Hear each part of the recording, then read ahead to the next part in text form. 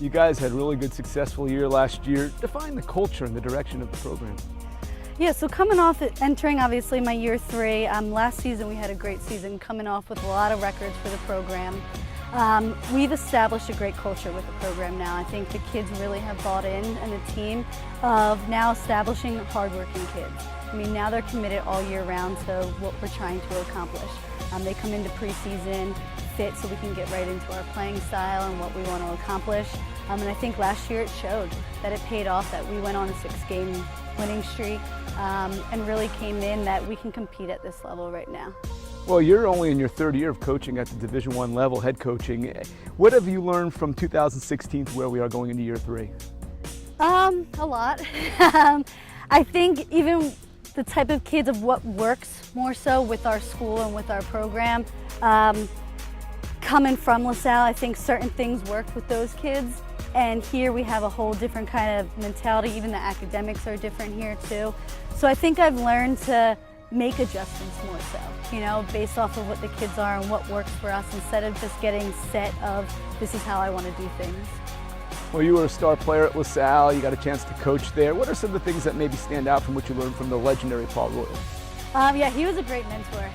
Playing under him and then coaching and seeing the different side of everything that goes into it. I've learned a lot from him. I think the biggest thing I've learned from him is how he treats his players to get the most out of them, and that's the biggest thing. As a player, and then like I said, as a coach, I think that's one of the most valuable things is he wasn't in it just to win games. He was in it to develop kids for what they're going to be doing afterwards. And I think then you see the winning came with it, of us going to the NCAA tournament because of all that stuff off the field. And I take great pride in that too, with how we build our culture. Well, that being said, how would you think your players would describe you as a head coach? Depends on the day. No, I'm kidding. I think they would describe me as that caring for them as kids and players. It's not just that they see us on the field for those almost 2 hours of practice. It's the things that go on behind the scenes. And I think that's, like I say, what I take great pride in.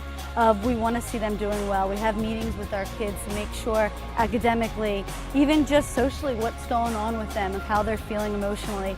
And I think that's what I hope they take after, of seeing that we care about their longevity of them and not just the player of what they're doing on the field.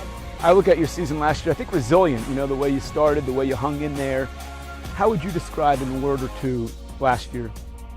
I think growth is a big word for it, because we had a lot of youth. We had a lot of young players coming in, about 4 or 5 freshmen that were key players for us.